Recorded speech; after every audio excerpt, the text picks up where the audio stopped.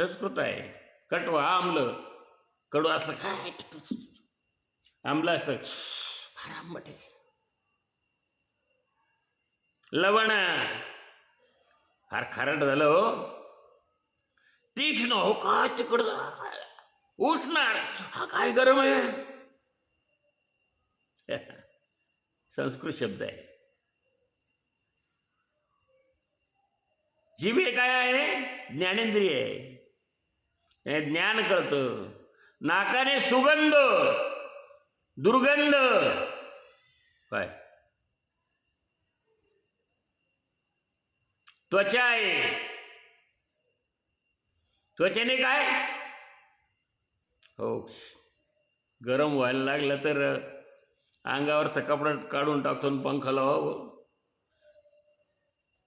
शीतल हवा पाहिजे आणि थंडी सुटली तर उष्ण हवा पाहिजे. स्पर्शज्ञान कशामुळं होतं, त्वचेमुळं होतं. ही त्वचा आहे. त्वचा काय आहे, ज्ञानेंद्रिय आहे. त्वचा, त्वचेने ते ज्ञान होतं. म्हणून 5 ज्ञानेंद्रिय सांगितले, 5 कर्मेंद्रिय सांगितले. कर्म करणारे 5 आणि ज्ञान. आणि जेवढे बाह्य इंद्रिय आहेत तेवढे अंतरेंद्रिय आहे. अंतरेंद्रिय हो. जसे बाहेर डोळे पाहतात ना, तसं अंतचक्षु पण आहे हो.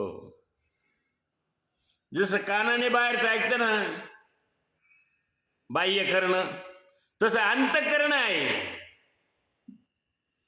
जसं तोंड आहे ना बाह्य, बडबड करतं खूप. त्याने असं केलं, त्याने तसं केलं, याचं असं झालं, लय मजा येते. ते बडबड करतं बाह्य. पण अंतर्मुख जे अंतर्मुखपण आहे ना, ते म्हणतात नको बोलू, बडबड करू, खाशील थोबडत एखादी. काय अंतर्मुख आहे ना, मग माणसाला अंतर्मुख राहिलं पाहिजे, बाह्यमुख नसावं. जे बाह्यमुख फक्त चांगलं बोलण्यासाठी आहे. काय नामस्मरणासाठी आहे, चिंतनासाठी आहे. चिंतन करा, नामस्मरण करा. रामकृष्ण हरी म्हणा, विठ्ठल म्हणा, केशव म्हणा, उग पंचती करू नका. मुख, बाह्यमुख, म्हणून ते मुख आहे. आणि मग अंतर्मुख, अंतर्मुखात जप असतो हो. अंतर्मुख होऊन जप असतो. रामकृष्ण हरी, जय जय रामकृष्ण हरी. श्री शिवाय नमस्तुभ्यं. ओम नमः शिवाय.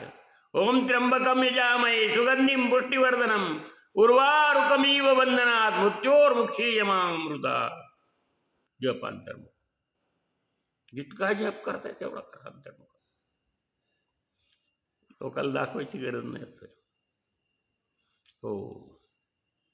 हे जसे बाह्य इंद्रिय आहेत ना, ज्ञानेंद्रिय, तसे आतेंद्रिय पण आहे हो. दम, दम म्हणजे इंद्रियांचे दमन. हे जे इंद्रिय आहे यांचं दमन. दमन म्हणजे काय, दमन म्हणजे हो त्यांना थांबवणं. डोळे जर काही पाहत असेल तर पाहू नको. काय तोंड जर जास्त बडबड करत असेल तर बोलू नको इथं. हा थोबड गप ठेव तुझं, हे का नाही. कान जर काही ऐकत असेल तर ऐकू नको. काय वाईट काय ऐकायचंय, आपल्या मनावर त्याचा परिणाम होतो. ऐकू नको. पाय तिकडं विहीर इकडं जात असेल तर जाऊ नको तिकडं. ते लहान पोरांना सांगतो जाऊ नको तिकडं. इकडं ते चाललं तिकडं, बघ बघ बघ त्याला, आणि इकडं पडन ते वरून वाट्याहून खाली.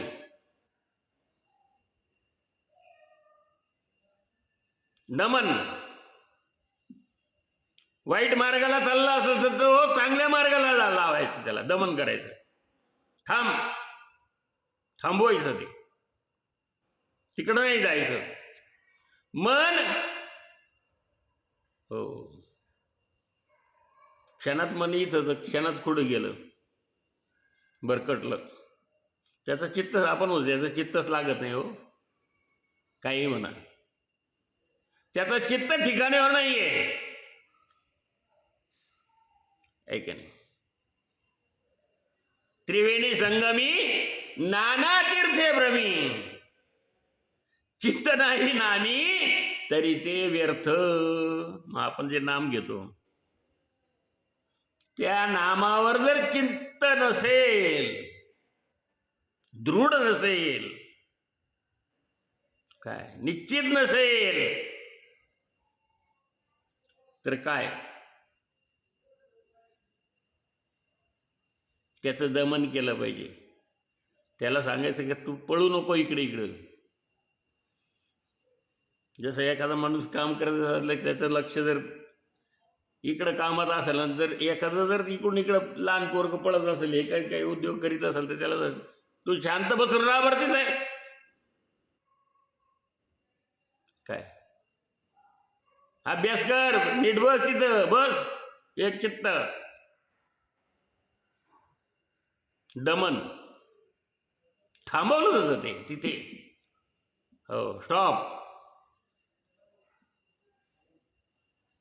दृढ स्थिती केली जाते त्याची, दमन केलं जातं. हो, मग ते काय बळजबरीने नाही, दाबून दडपून नाही, तर ते मनानेच त्याची एकरूपता झाली पाहिजे, मनाने ते एकचित्त झालं पाहिजे. जसं एखादा हुशार विद्यार्थी असतो, स्कॉलर असतो, ज्याचा IQ 120च्या पुढं आहे, जसं तो त्याचं चित्त एकाग्र करून तो अभ्यास करत असतो. त्याने एकदा वाचला तरी एक पाठी आहे म्हणते, एक पाठी हो, मग एक पाठी का आहे की नाही, एक पाठी. त्याचं चित्त दृढ आहे, त्याने इंद्रियांचं दमन केलंय. हो, इंद्रियांची हालचालच बंद केली, मन तो इकडे इकडे जाऊ देत नाही, मनाचं दमन केलं आणि तिथं चित्त दृढ केलंय, एकाग्र केलंय. म्हणून तो स्कॉलर आहे, म्हणून तो एक पाठी आहे. नुसतं ऐकलं तरी त्याला 100% लक्षात राहतं. काही नुसतं एवढा एक पॅरेग्राफ वाचला तो तसा म्हणून दाखवेल, आहे की नाही. दमन त्याला म्हणतात, दम, इंद्रियांचे दमन. यज्ञ पुढचा शब्द आहे. आपण थोडं अजून आपल्याला घ्यायचं आहे, फक्त अर्थ बघू राहिलो आपण.